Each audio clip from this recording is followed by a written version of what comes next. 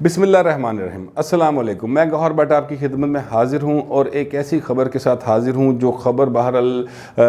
خوشی کی نہیں ہے، کیونکہ پاکستان کا اس میں نقصان ہوا ہے،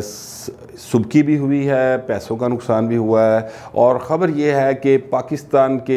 نے ایک معاہدہ کیا تھا، یعنی نیب نے ایک معاہدہ کیا تھا اور ظاہر ہے اسٹیٹ آف پاکستان کے بہاف پہ کیا تھا، براڈ شیٹ کمپنی تھی لندن کی، ان کے ساتھ کہ آپ یہاں پر جو ایسٹس ہیں سیاستدانوں کے وہ ہمیں ڈھونڈ کے دیں گے، اور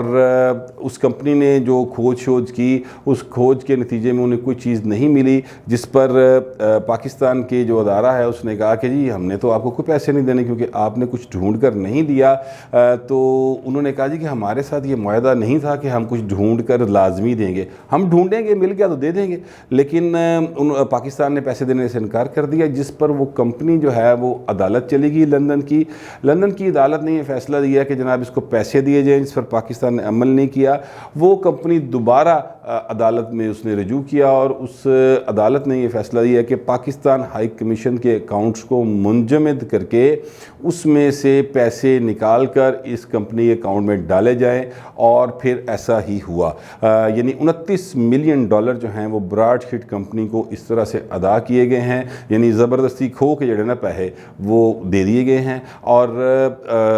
بینک کو جب یہ آرڈر موصول ہوا تو بینک ظاہر ہے کہ باؤنڈ ہے، اس نے اپنے کلائنٹ کو بتانا ہوتا ہے، انہوں نے وزارت خارجہ کو بتایا اور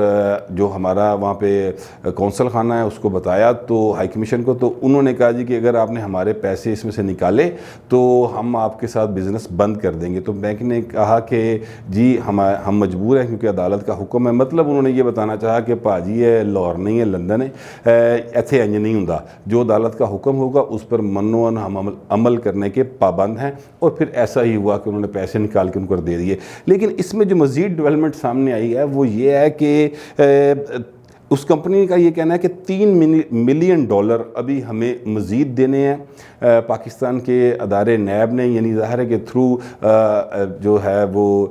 ہائی کمیشن ہی یہ معاہدہ ہوا تھا، تو پاکستان نے یہ پیسے دینے ہیں، اور جب تک یہ پیسے ادا نہیں کیے جاتے تب تک $5000 پر ڈے، یعنی روزانہ کی اعتبار سے $5000 سود جو ہے وہ بھی ہمیں آپ دیں گے۔ تو ابھی اس سلسلے میں وہ پھر عدالت میں جانے کے بارے میں سوچ رہے ہیں۔ پاکستان کی جو ہائی کمیشن ہے انہوں نے اپنے جو وکلا تھے ان سے بات کی، تو انہوں نے کہا کہ جی اس کے خلاف اپیل کرنے کا فائدہ کوئی نہیں، کیونکہ جو فیصلہ ہے وہ قانونی ہے، اس کے خلاف ہمیں کچھ نہیں ملے گا، اس لیے بہتر ہے کہ آپ پیسے ادا کر دیں۔ ابھی بہرحال وہ جو 3 ملین ڈالر ہیں اور 5000 روزانہ کی بنیاد پر جو سود پڑے گا وہ ابھی تک اس کا معاملہ سیٹل نہیں ہوا۔ لیکن بات یہ ہے یار کہ اب سوچنا چاہیے ہمیں کہ ہم کب تک ایک دوسرے کو، یعنی سیاسی مخالفین جو ہیں، جو حکومت میں ہوتا ہے وہ اپنے سیاسی مخالفین کو پاکستان دشمن قرار دینے کی کوشش کرتا ہے اور ایسے ثبوت ڈھونڈنے کی کوشش کرتا ہے کہ جناب ہے جڑا نا بس یہ پاکستان دا مخالف ہے، کسی کو عراق ایجنٹ کہتے ہیں، کسی کو اسرائیلی ایجنٹ کہتے ہیں۔ یار یہ سلسلہ اتنے عرصے سے چل رہا ہے، مطلب میں بڈھا ہو گیا یہ ساری گفتگو سنتے ہوئے، لیکن ہم باز نہیں آئے، ہماری حکومتیں جو ہیں وہ باز نہیں آئیں، یہ سلسلہ مسلسل چل رہا ہے۔ ابھی کل عمران خان کا انٹرویو تھا اور دنیا ٹی وی کے اوپر وہ میں نے دیکھا، تو وہ یہ ثابت کرنے کی کوشش کر رہے تھے کہ وہ جو جعلی ہے نا ویب سائٹس جو انڈیا نے بنائی ہیں، وہ پاکستان کے سیاستدان جو اپوزیشن میں ہیں ان کی مدد کر رہی ہیں، اور وہی بیانیہ ان کا بڑھا چڑھا کر پیش کر رہی ہیں۔ یعنی وہ یہ ثابت کرنے کی کوشش کر رہے تھے کہ نواز شریف جو ہے وہ انڈیا کے ایجنڈے پہ کھیل رہا ہے، یا فضل الرحمان انڈیا کے ایجنڈے پہ کھیل رہا ہے، یا وہ جو زرداری صاحب ہیں وہ انڈیا کے ایجنڈے پہ کھیل رہے ہیں۔ او بھائی خدا کا واسطہ ہے، یہ وہ جماعتیں ہیں جنہوں نے آئین بنایا، جنہوں نے ایٹم بم کی بنیاد رکھی، جنہوں نے ایٹم بم کے دھماکے کیے، یہ 3 بار وزیر اعظم رہے، وہ صدر رہے، مولانا فضل الرحمان کشمیر کمیٹی کے چیئرمین رہے، ساری زندگی انہوں نے پارلیمنٹ میں گزاری۔ یار نہ کریں اس طرح، اب آپ بس کر دیں، خدا کا واسطہ ہے، آگے کو بڑھیں، آپ اپنا کام کریں، اور جو لوگوں کو آپ نے وعدے کیے تھے اس پر پورا اتریں۔ آپ ابھی بھی یہی بات کیے جا رہے ہیں NRO نہیں دوں گا۔ یہ جو پاکستان کو میں سیاستدانوں کو اور سیاسی مخالفین کو بدنام کرنے کا اور ان کے خلاف ذاتیات کی حد تک جانے کا سلسلہ یہ بڑا لمبا ہے، بڑا پرانا ہے۔ اگر آپ نوٹ کریں تو ایوب خان کے دور سے یہ سلسلہ شروع ہوا سیاستدانوں کو بدنام کرنے کا، خاص طور پہ جڑے لہندے پاسے تھے سیاستدان، مطلب یہ ہے کہ جو اپوزیشن میں ہوتے تھے اور حکومت میں نہیں ہوتے تھے، یا جو اسٹیبلشمنٹ نے جن کو دھتکار دیا ہوتا تھا، یہ کہہ لیں، چلیں سیف کھیل لیتے ہیں،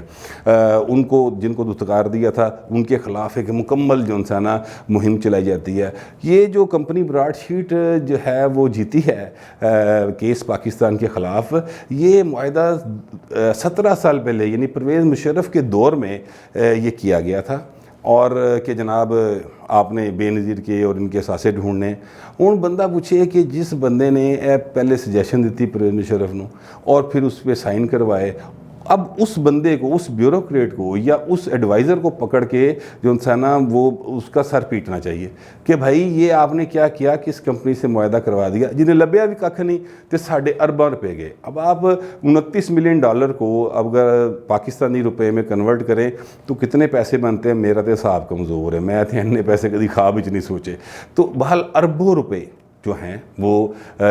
پاکستان کے ضائع ہوئے۔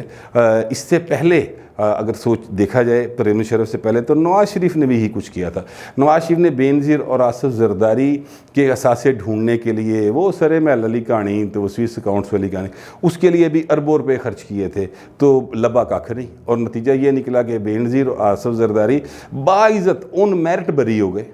اسی طرح اب یہ نواز شریف کے خلاف جو کچھ شہزاد اکبر صاحب ڈھونڈنے کی کوشش کرے، کھ نہیں ملا انہیں۔ جب 2018 میں شہزاد اکبر صاحب آئے تو بڑا